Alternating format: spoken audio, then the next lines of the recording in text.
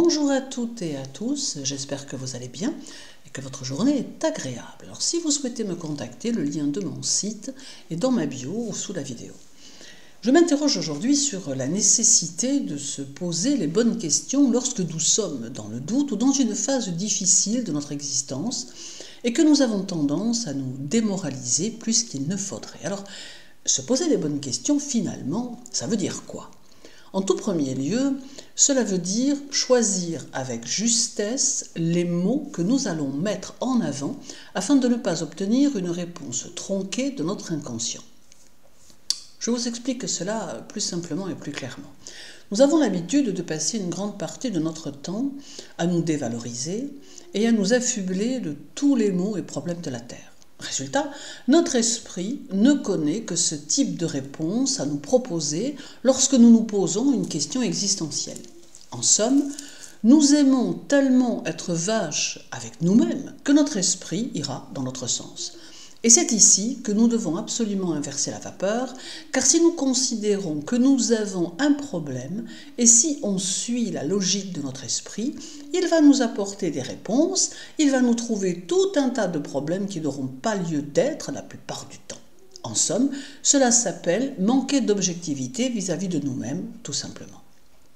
Mais alors, comment nous poser les bonnes questions pour sortir de nos situations difficiles? Comment se poser les bonnes questions pour obtenir des réponses qui nous permettent enfin d'avancer? Eh bien, tout est peut-être finalement dans la façon de formuler notre question, façon qui peut paraître anodine, mais qui révèle en réalité un manque de confiance et de considération pour nous-mêmes. Nous avons pour habitude, dans nos questions, de mettre en évidence ce qui ne va pas, sans au final émettre une pensée positive qui pourrait à terme nous donner la solution aux problèmes que nous rencontrons. Par exemple, si nous n'allons pas bien, nous avons la plupart du temps le réflexe de nous plaindre en nous demandant ce que nous avons fait au bon Dieu pour en arriver là. Et c'est ici qu'est le problème, car en définitive, nous ne nous donnons pas les moyens de réfléchir à notre problème. En somme, nous devrions plutôt nous demander « Que puis-je faire pour sortir de cette situation ? Que puis-je faire pour aller mieux ?» Pourquoi changer la formulation de notre question, me direz-vous? Eh bien peut-être parce que justement la formulation de notre question reste importante afin d'obtenir des solutions ou justement des réponses constructives, créatives et motivantes. Car entretenir une aura négative autour de nous ne peut que nous aider à nous enfoncer un peu plus, et ce n'est pas là le but. Et la manière dont nous formulons toutes nos questions demande en somme à être revisitée. Ne disons plus « Pourquoi suis-je en proie au stress ?», mais bien plutôt « Quelle solution puis-je trouver pour parvenir à me détendre ?» Ne disons plus « Pourquoi suis-je malchanceux et malheureux ?», mais bien plutôt « Comment puis-je faire pour parvenir à retrouver mon équilibre et ma joie de vivre ?» Et finalement, à bien y réfléchir, vous constaterez que cela change le sens de nos questions et nous amène à réfléchir à des moyens pour sortir de notre situation plutôt que de la prendre comme un état de fait et s'enfoncer dans la noirceur de notre esprit.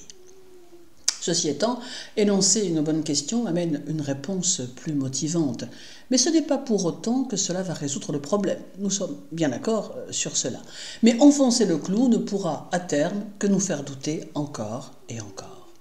Alors tout ceci m'amène à vous dire que se poser les bonnes questions concerne aussi ce que vous êtes et ce que vous valez. Souvent, nous avons la très fâcheuse habitude de nous dévaloriser, de nous dénigrer et de ne pas avoir de respect pour nous-mêmes. Aussi, il est important de se poser les bonnes questions nous concernant. Par exemple, il est bon de se demander quelles sont nos qualités au lieu de mettre systématiquement en évidence nos défauts. Il est sain de se demander ce qui peut nous satisfaire plutôt que de ruminer sur ce qui ne nous convient pas.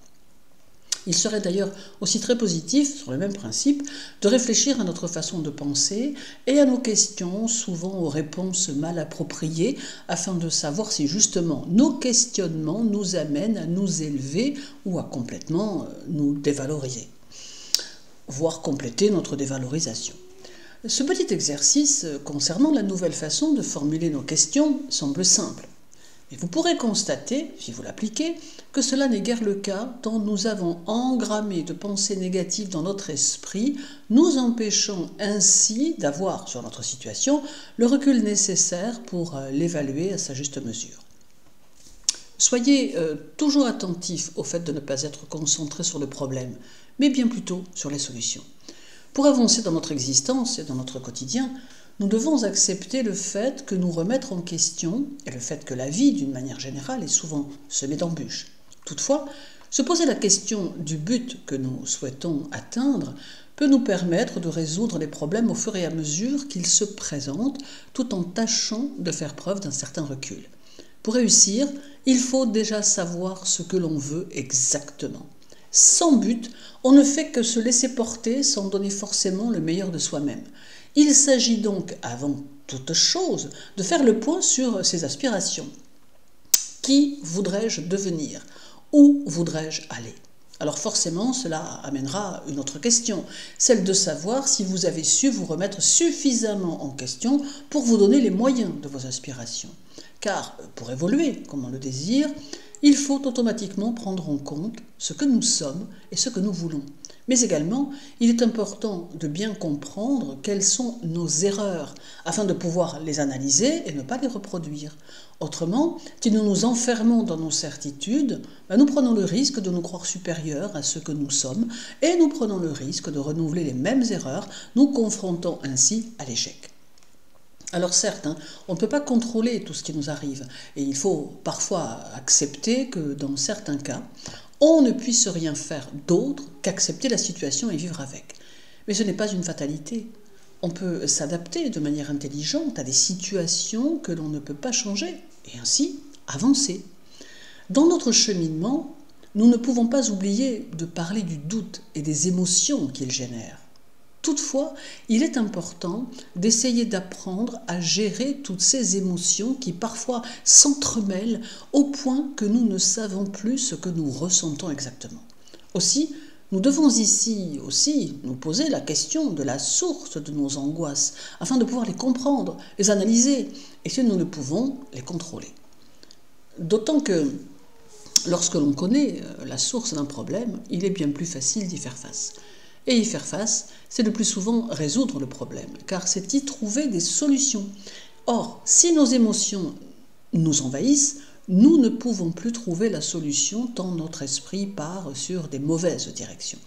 En somme, se poser les bonnes questions sur nous-mêmes et sur notre environnement revient à avoir une vue plus saine et plus objective des situations auxquelles nous sommes confrontés, revient à accepter de se remettre en question et accepter que nous sommes finalement des individus avec des qualités et de nombreux potentiels. Je vous souhaite une belle journée, prenez bien soin de vous, posez-vous les bonnes questions et à très bientôt.